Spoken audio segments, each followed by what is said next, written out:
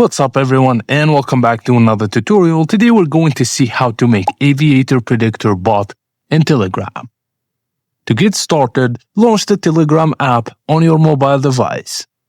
Make sure you're logged into your account. Now tap the search icon in the top right corner, then enter Aviator Predictor in the search bar. This will allow you to locate the relevant Telegram bot used for prediction functionalities. Once the bot appears in your search results, tap to enter its main interface. Click on Get Access to begin the configuration process.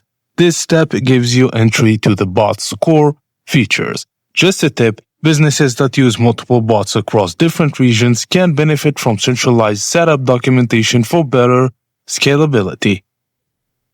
Now all you have to do is click Start button to initialize the bot.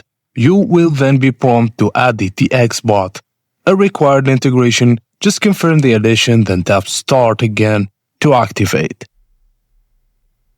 And that's it guys, as simple as that. Thank you for watching and please don't forget to like and subscribe for more tips and tricks like this.